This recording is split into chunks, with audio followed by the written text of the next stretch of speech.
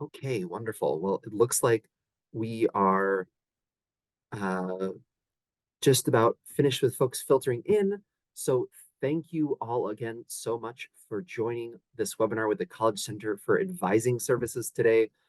My name is Leif. I work in our admissions office at the University of Rochester. I will be in the background helping to monitor the Q&A through most of this. So that said, just a reminder that through this presentation, there's that Q&A box at the bottom of all of your screens. If you have questions as we go, please throw them right into that Q&A box, and we will keep an eye on them here. We're joined today by Kate McKenna and Katie Gardner and um, Margaret Kiefer from the College Center for Advising Services. I'll let all of you introduce yourselves, all advisors there, and also Damien, who is a peer advisor from the CCAS as well. And if anyone says CCAS through all of this, that's the Center for Advising Services. So Kate, I'll turn it over to you to get us started. Awesome. Thank you so much. Hello, my name is Kate McKenna. My pronouns are she, her, and I'm an advisor in the College Center for Advising Services, aka CCAS. There's probably a lot of names out there for us, but CCAS is a common one that we use. Welcome and thank you for joining us today.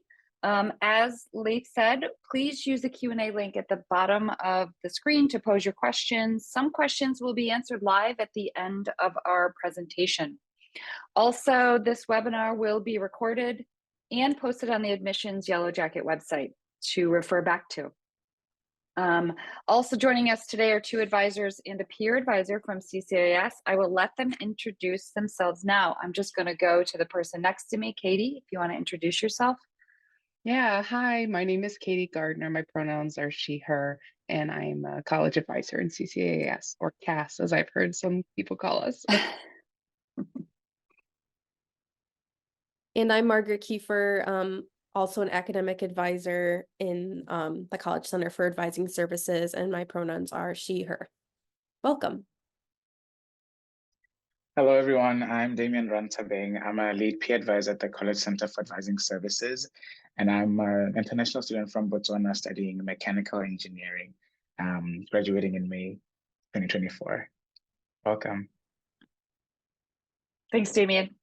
So we're just going to talk, I'm going to go through the agenda, but CCAS provides academic advising support and guidance throughout your time here at Rochester. So let me just go to the next one.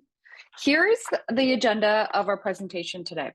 So we're going to talk about some of the ways our office works with students, specifically new students. The first thing we'll talk about is the academic advising program and how it works at the University of Rochester. And then we'll go through, which actually is a couple different parts. It's the general program from orientation to graduation. And then we have a couple separate programs within it, the peer advising, and then the Hagem School of Engineering and Applied Sciences, because they work just a little differently. We'll talk about the Rochester curriculum, which includes your majors and your minors and your clusters. And then we'll talk about courses that could be of interest to new students, and then we'll go through some important academic information to make sure. I might have those wrong on the slide, but that's okay. They're still going to be in here. We'll talk about some important academic information as well as some special academic opportunities for students. And then in conclusion, we'll give you a link about the new student orientation website, and we'll answer questions from the Q&A. I am going to turn it over to Margaret to talk about academic advising.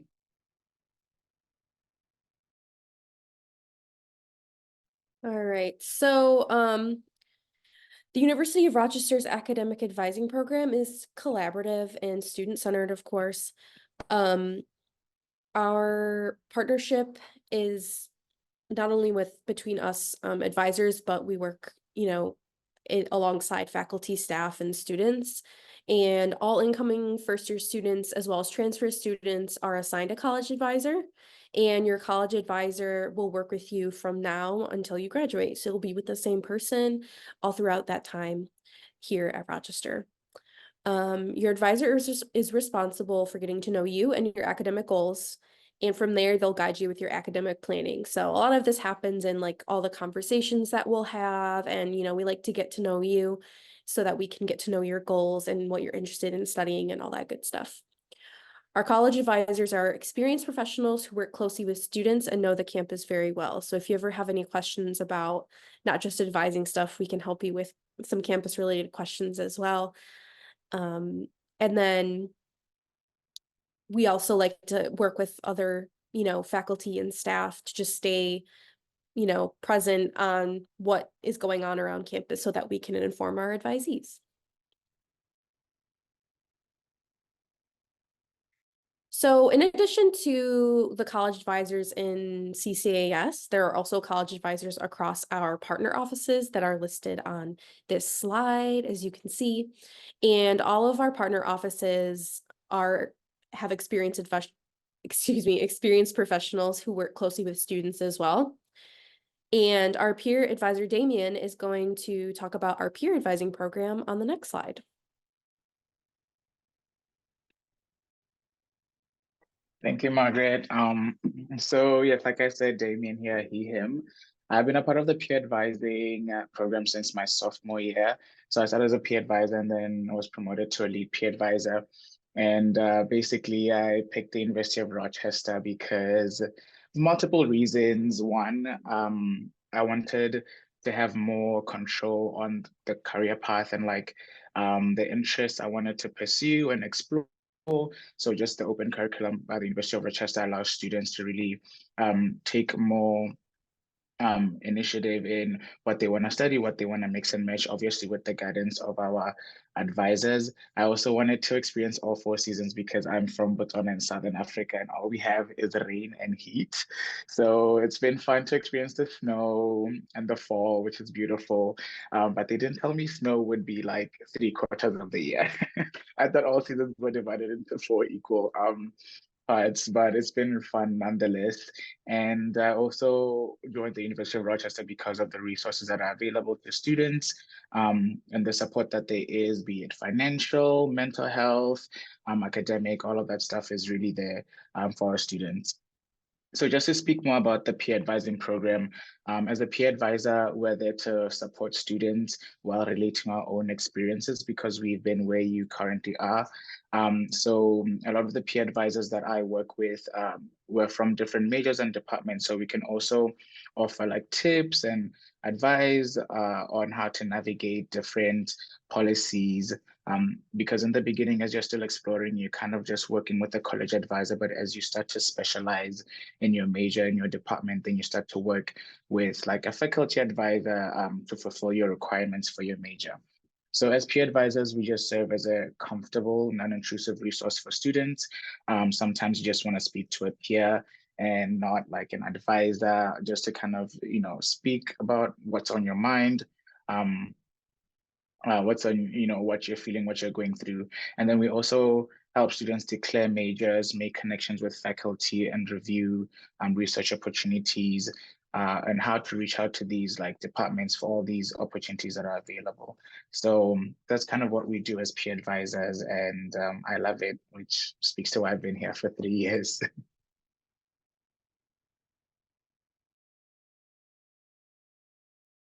I'll leave my email in the chat just for convenience.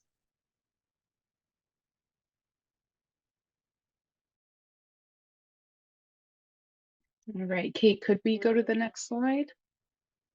Thank you. So within the college, within U of R, students belong to one of 2 schools. There's the School of Arts and Sciences and the Hajem School of Engineering and Applied Sciences. So I just want to clarify a little bit about the difference between these 2. In most ways, the student experience is the same, but I just want to make sure that we can clear this up a little bit. So a lot of times we will just say Hajem, and this is just referring to students that have any engineering major. This also includes computer science, optics, and geomechanics. Students with Hajem majors are about 30% of the student population in the college. So there's a decent number of students in Hajem. Damien is in the HM school. As a prospective student, you applied specifically to the college, U of R, so not just to the HM school or to the School of Arts and Sciences. So if you changed your interest between when you submitted your application, or even like up through orientation, it's a pretty simple online form.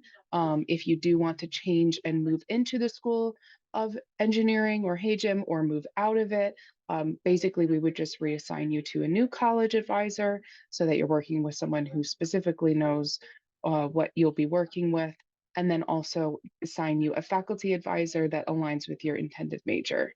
There's no restrictions on engineering or computer science courses for arts and sciences students, and vice versa. HM students can take arts and sciences courses. A lot of times there are students with majors in social sciences who take courses in like computer programming or web development, or we have performing arts students with interest in audio recording and sound design. So even if you're not majoring in it, you can still take courses in it. The one big difference between HM and the School of Arts and Sciences with academic advising is that HM students are assigned additional advisors specifically from their intended major, so a department advisor. So aside from this difference, the rest of the content in this presentation is the same for HM as it is for Arts and Sciences. Just one other thing, some HM majors require more credits to graduate. Not a huge difference, but there are some, those are just kind of the main differences. But all students share the same academic resources, support offices, you have the same co-curricular opportunities, everything like that. If you do have any specific questions about majors and academics in the HM school, they are going to be hosting 2 sessions that you can attend. You can see them listed here, April 1st at 6 p.m. and then April 16th at 8 a.m. and that's all Eastern Daylight Savings Time. Thanks, Katie. So I'm just going to talk about the Rochester curriculum, an overview of the Rochester curriculum. So as you probably may know, talking to admissions and people at the U of R, the fundamental premise of the Rochester curriculum is that it's flexible and interest-driven. That means that you'll make many choices as you formulate your academic plans and decide on subjects that you wish to explore. So each student must decide on at least one major. Your major will not become official until you formally submit paperwork, which is an online form, and discuss your plans with the academic department. So when you declare your major, it will come from one of the 3 academic divisions. These are highlighted in yellow writing on this sheet. You have humanities, social science, natural science, which includes mathematics and engineering. Some examples, we didn't put all departments on here, but just some examples of humanities are art, English, music, language, film. Then we have social sciences. Some are economics, history, psychology, and political science. And then you've got your natural sciences, which includes biology, chemistry, math, optics. I think Damien is mechanical engineering. So that falls in the natural sciences too. So students must fulfill a major and then 2 clusters at a minimum to satisfy each of the division. Your cluster requirements might be different than this, than 2 clusters if you are a transfer student. And that can be discussed at a later time. But every student, every first year student that comes in has to fulfill a major and 2 clusters. So the clusters are a set of related courses that consists of at least 12 credits. At Rochester, where many courses carry 4 credits, a cluster is therefore comprised of 3. There are numerous existing clusters. Last time I had asked somebody, it was around 250, give or take a little bit, of clusters that already exist for students to choose from. In many, many different subjects. So you definitely have a lot of different choices for clusters. So the other part of the Rochester curriculum is the primary writing requirement. Every student, every first year student that comes in has to fulfill the primary writing requirement. Most students take Writing 105, but there's many different options. I think we talk a little bit about primary writing in the next slide, so I'll leave that for the next for Margaret. But we also have the minimum credit hours to graduate. I know Katie talked about some of the HAJM majors that have a little bit more, but the normal number of credits is 128 credits. And then everything has to be an average of a C. That is the minimum grade. That's the satisfactory grade to graduate.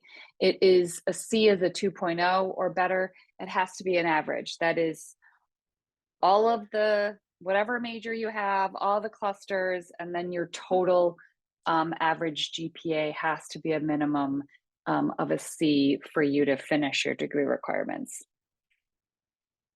And I think we can go to the next one, and I'm going to hand it over to Margaret. Thanks, Kate. So, it's a couple of important touch points. Kate did mention the primary writing requirement. You will often see this referred to as the PWR because primary writing requirement is a lot to say over and over again. It's a bit of a mouthful. So it's the one required course that we have for all students. Most students take the semester long writing 105, but there are alternate options as well. And this is a class that you will take in your first year, either in the fall or in the spring. It doesn't matter which one. And for transfer students, if they have taken a similar course at their previous college, then it might be eligible to be transferred over, but that's a separate process that we talk to individually with transfer students. And we'll talk about it more over the summer. So feel free to scan the QR code to get additional information on the different types of primary writing courses, and you can check it out and see the variability that we have in order to complete that requirement. We also have an enrollment policy, and the expectation is that students are here for 8 full-time semesters. Early graduation is possible, but students can't accelerate by more than 1 semester. So students must be here minimum 7 semesters. 7 full-time semesters. Transfer students have a modified enrollment policy depending on the total numbers of credits that they transfer in though. So for exam credit and courses taken in high school, many of our enrolling students are eligible to receive college credit through AP, IB, or courses taken at another college while in high school. For students taking courses while in high school, the student is enrolled in college coursework through a college. The course might be offered in person or remotely, and they're eligible to receive transfer credit, assuming that the courses are taught by that college's faculty and completed with a grade of C or better. So you have to get a grade of C or better in order to transfer that course to Rochester. And we do not award college credit for dual enrollment courses taken in high school. So if it's taken at the high school, we will not allow credit for it. Beginning with first year and transfer students entering in this fall of 2024, students will be limited to a maximum of 16 total credits through examination scores, so IB, AP, A-level, CAPE exams, and college coursework on a college campus that you took while in high school. And if you have any individual questions about your credit, please email our office and we'll be happy to discuss that with you.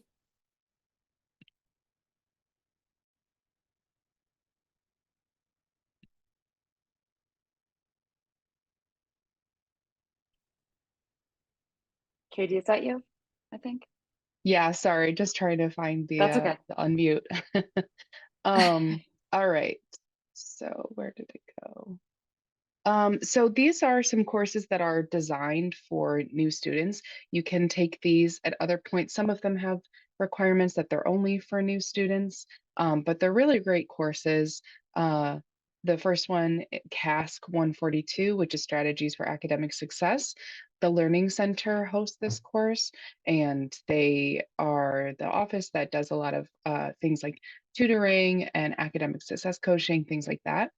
This course is only 1 credit, and so it is not a huge commitment, but you still get credit for it, and it helps students strengthen their study skills and time management. CASC 170, International Student Success. This is a course specifically for first-year international students studying in the US. and it focuses on American culture and strategies for being a successful student. This one is 2 credits. And then there's also CASC 104, Designing Your Life. The Career Center, which is called the Green Center at U of R, offers this 1 credit course for career exploration and development for first and second year students. Any of these can fit very nicely and easily into a first year student's schedule, and we definitely would recommend them.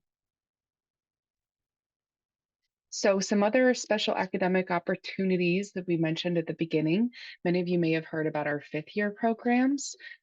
So the first one, Take 5 Scholars Program. It's a pretty unique program among colleges in the US. Students who want to study an area of interest that they haven't had the time to study previously can apply for a tuition-free 5th year of study. This is meant to enrich a student's undergraduate experience, not to complete an additional major or minor, but it's a really, really unique and exciting opportunity. Similarly, there's the E5 program, which encourages students who wish to develop an entrepreneurial project to spend a tuition-free 5th year pursuing that interest.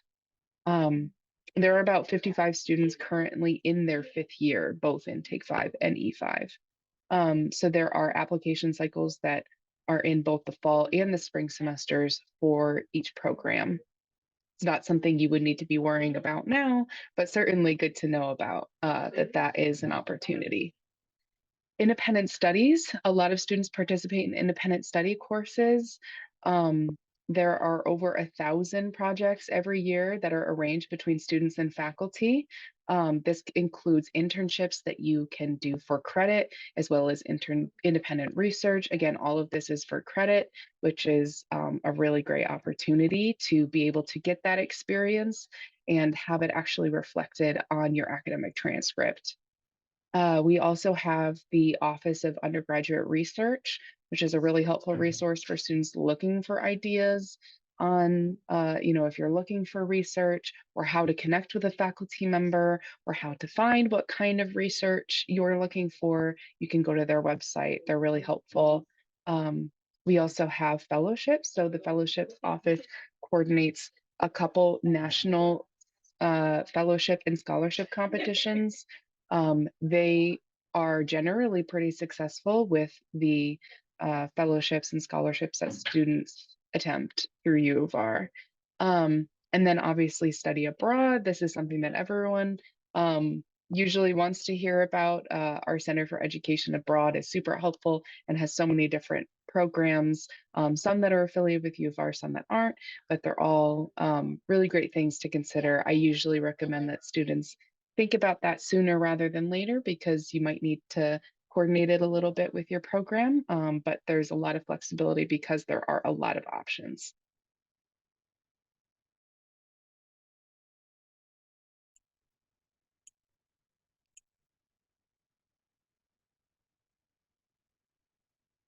All right, so summer orientation. Please check out the website. That's the QR code for it.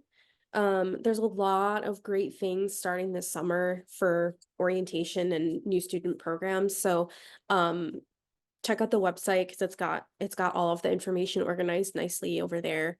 So for advising for new students, all incoming students will hear from their college advisors in early July, and registration for fall will be in August before classes start. So I can speak for myself as a college advisor. During the outreach in July is when we have like group advising sessions, and then obviously I meet with a lot of incoming first year and transfer students individually if they need and want that guidance as well. We talk about like what classes you want to sign up for and stuff, so that gives us enough time between early July for us to meet with all of our incoming new faces, and so that you'll be all ready to register in August before classes start.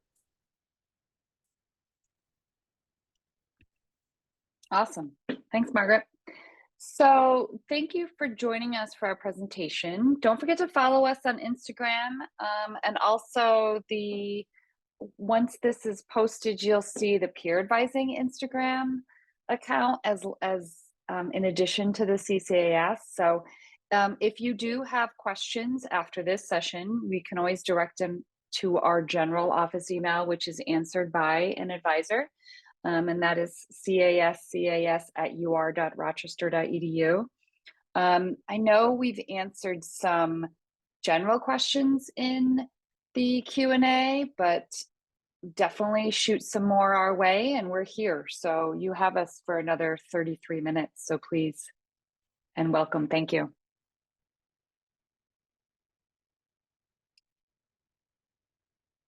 There's a question that just came into the Q&A. It says, if a student has support through the Disability Center at the University of Rochester, how do these supports coordinate with CCAS? You work with a I forgot what they call the advisors over there. There's probably just another name. It's very close. I know Margaret's gonna answer, or Margaret put in here, but you're answering it live. But I can't remember what they're called, if they're called advisors or somebody that helps a student. So you work with the disability services that will send out an email to your faculty that you take classes from. And it's really, we are two separate offices, so it doesn't necessarily work that way, but we definitely have conversations with disability services all the time and help students navigate that process as they move over to that office. But we're sort of two different offices, but they disability services works with the faculty of the courses that you're taking each semester. And if anyone has other questions, this is your time to shine here. Please feel free to throw them into that Q&A. In the meantime, I wanna put out a question for Damien here. Damien, do you have, given that you're a senior, you're gonna be graduating this May, not this, yeah, in a couple of months. Do you have any tips or tricks for incoming first-year students or incoming transfer students as they think about their academic future at Rochester in this new curriculum structure that maybe they don't know a lot about or haven't experienced before, for things that they can do to kind of set themselves up for success here?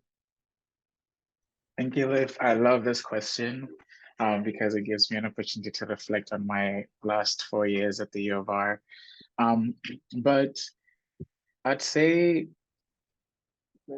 first, the next couple of years for you are years where you're going to have to like redefine, reinvent yourself and really get to know who you are and kind of what you want your life to look like and feel like going forward.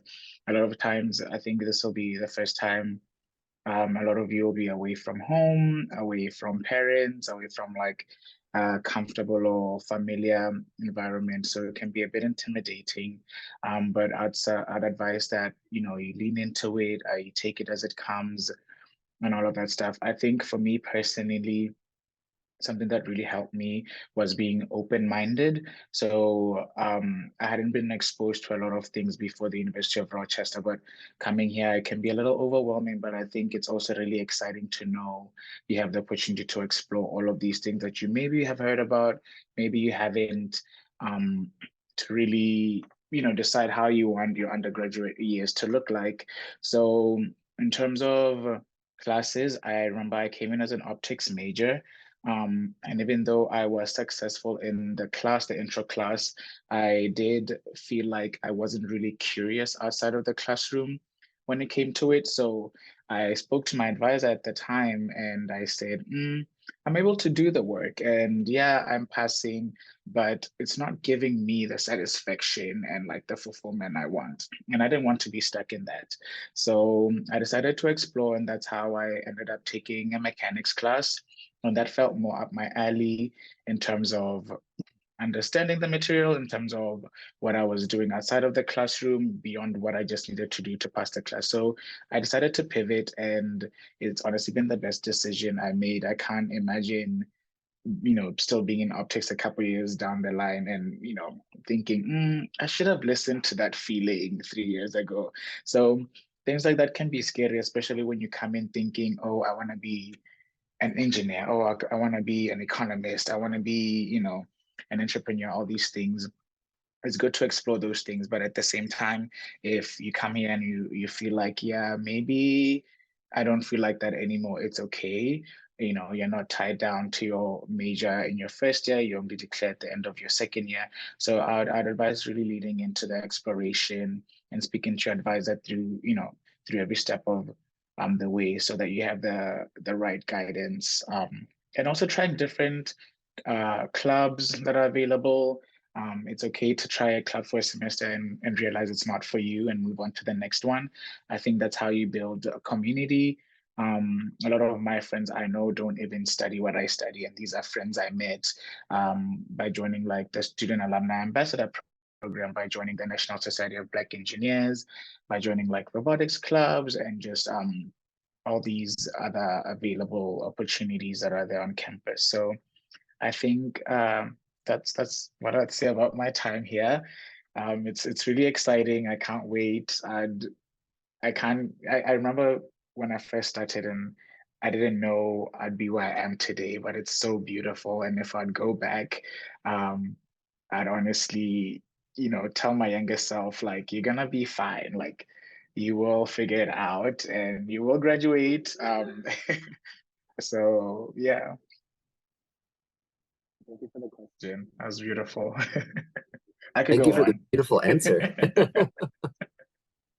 For the advisors here, do you find that students have uh, like reoccurring issues with any particular elements of our kind of unique curriculum structure at Rochester as they're coming in and adapting to it? And are there any um, pieces of advice that you would put out there for students as they're getting to know our flexible curriculum? I was gonna chime in with this one because I had one in mind.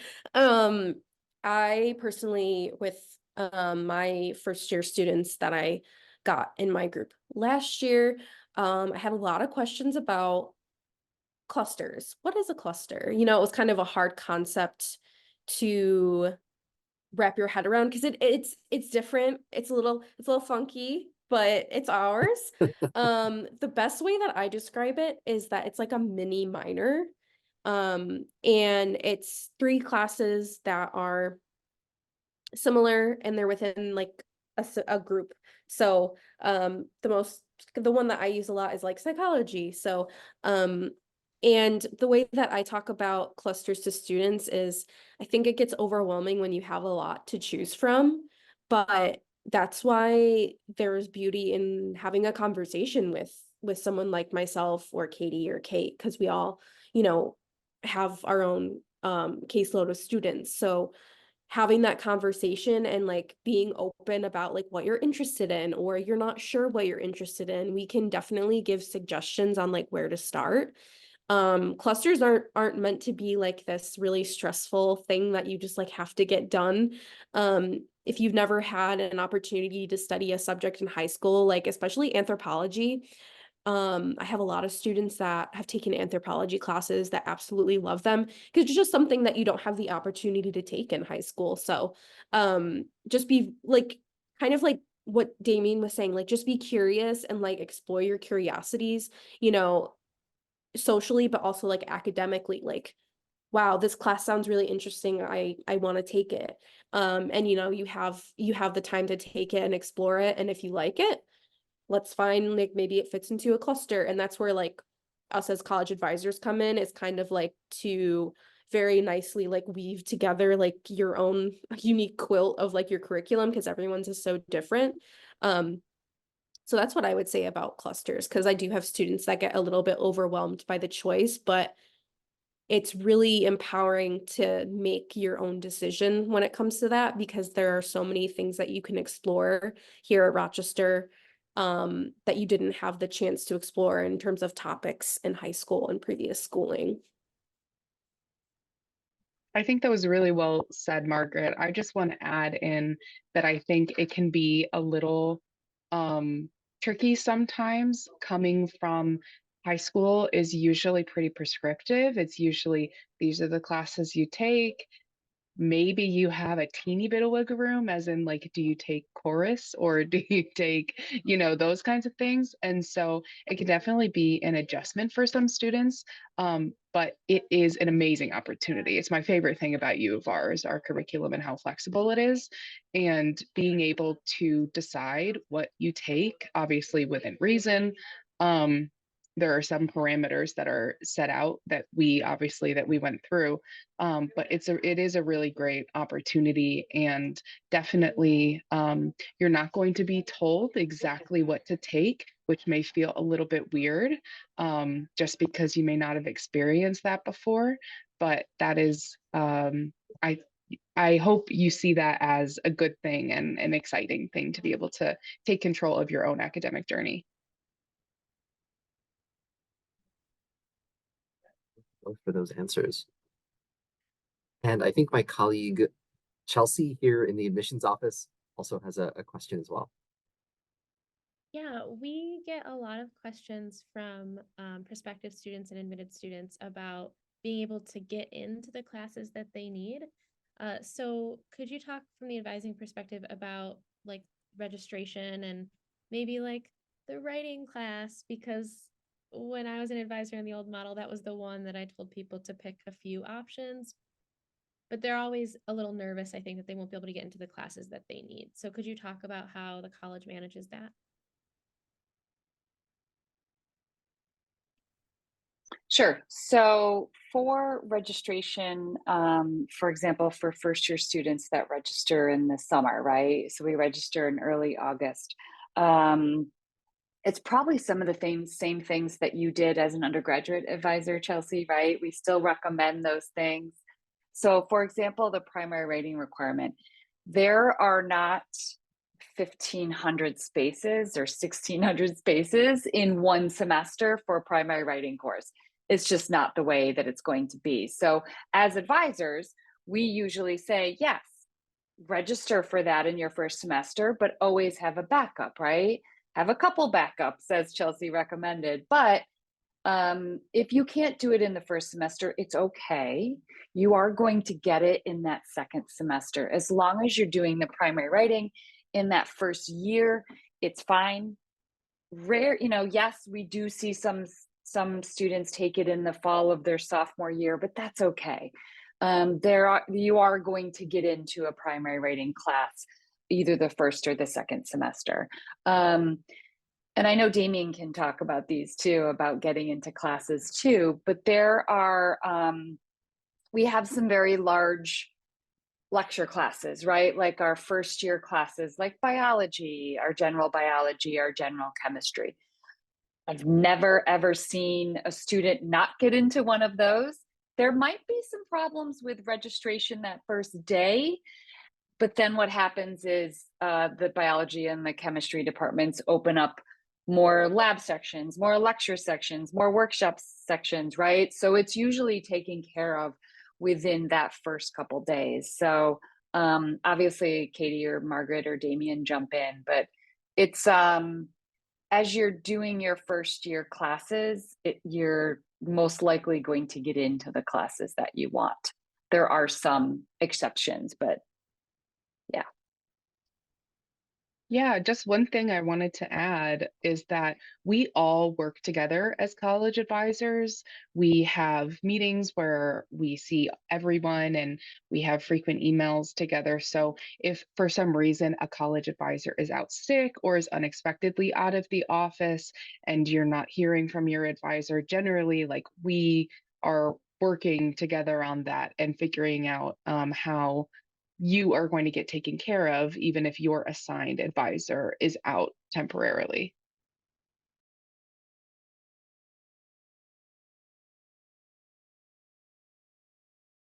Yeah, I think I can maybe speak on my experience as a first year registering for classes in 2020 during the COVID year. So I also didn't get into my writing requirement the fall semester. And I remember I was back home. I think it was, I don't know what time it was because of the time difference, but I was panicking and I reached out to my advisor like a bunch of emails. I was like, I didn't get in, what's gonna happen, all of that stuff. And she said, it's okay, like breathe. We'll make sure you get into it next semester, but everything worked out. So you do get an opportunity to set up multiple schedules of how you think you want your semester to go. So you can create like 2, 3 schedules just in case you don't get into those classes the first time. And once the registration day comes and the time, and you click register, it'll register for those that are still available. And if not, then you can substitute for another class that you were thinking of taking but weren't really sure, but now you have the opportunity to. So everything does work out. And then as you go on through the years, the upperclassmen do get more priority, and you know, if you need a class to graduate during your 4th year, you can reach out to a professor, and a lot of people are usually understanding in that sense. So everything will be fine. Another thing too is that you are assigned a college advisor before registration actually begins. So you get a chance to ask any questions that you have about your specific situation to your college advisor that will be working with you for the next 4 years before registration. So you don't have to wait until you're physically here to talk with your advisor.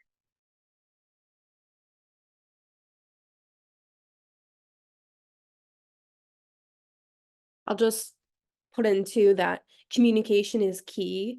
You know, if we don't know what's going on, like we can't help you if we don't know what's going on. So, I know in my advising practice, I'm always reminding students to email me if they have any questions, follow up with me, if anything else comes up. Sometimes we'll have a meeting, and you know how that happens. Like you go to the doctor and then they're like, "Oh, do you have any questions about like the shot you just received?" And you're like, "No." And I go home and then you're like, "Oh, I forgot to ask if I could take Tylenol." It's the same thing. Sometimes like when you have meetings with us, you're like, "Okay, yeah, I have my list of questions." But you know, that's the beauty of conversation, is that other things come up, and like we're happy to answer questions via email. Like email is the number one, obviously, way to get a hold of us. Definitely get in the habit of checking your U of R email.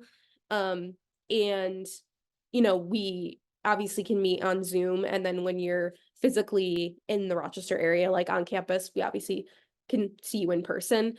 But my biggest thing is like if you're like curious, there's no like stupid question, just reach out and ask, because we can give you the answer. And if we don't know, then you know we have very good relationships with obviously all of the other offices on campus, so we can find out the answer for you or refer you to someone that can get you the answer. So communication is key.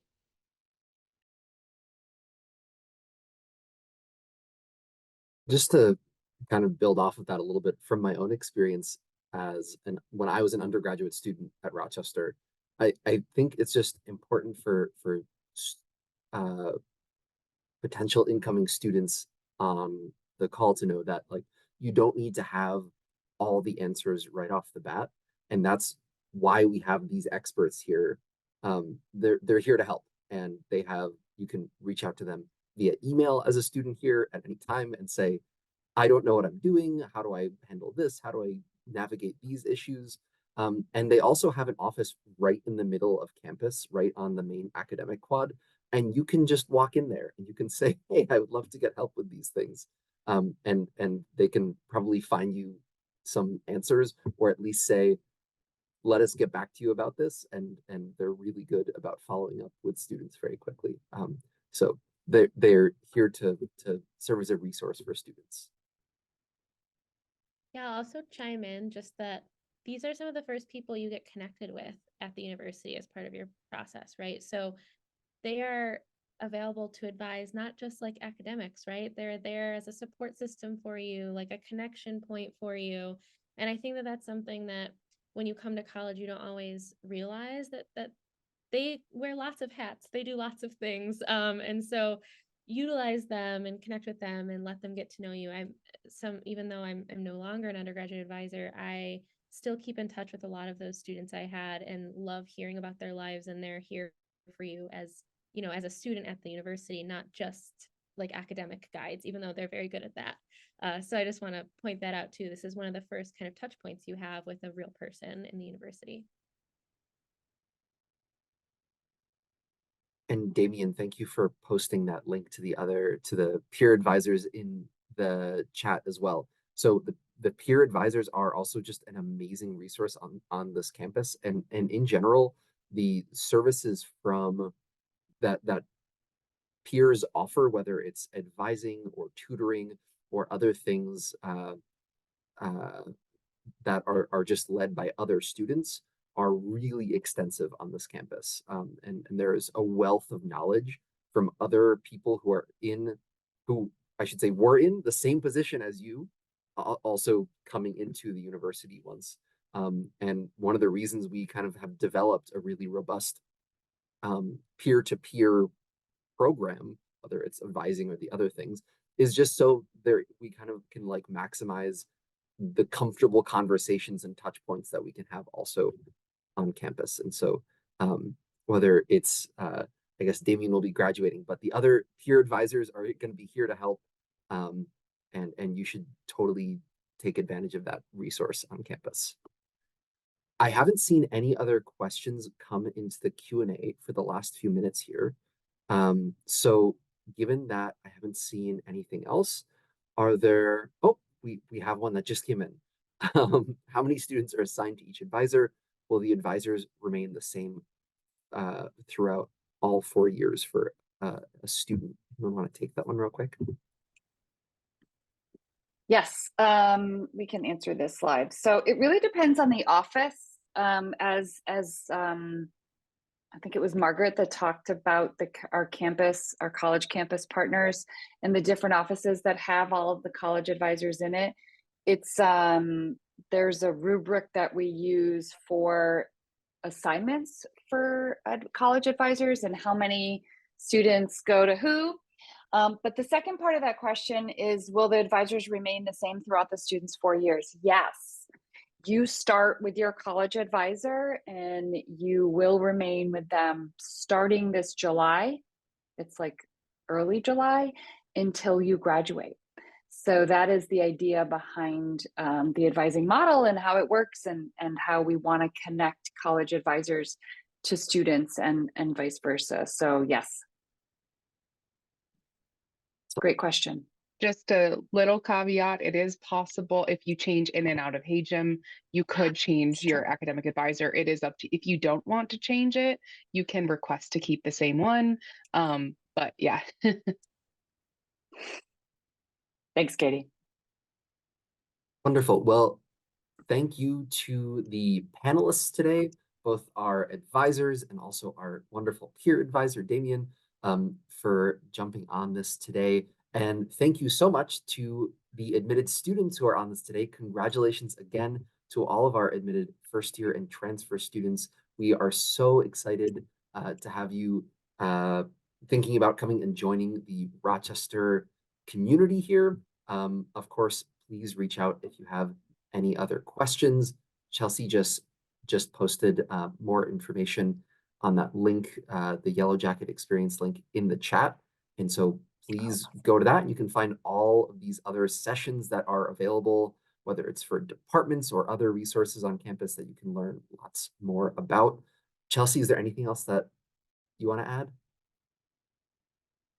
No, just check out that website, even if it's to relearn the information presented today, because I know you're getting a lot of information coming at you at this time in your life. This is a recorded session, so it will be available on our YouTube page in a couple of days.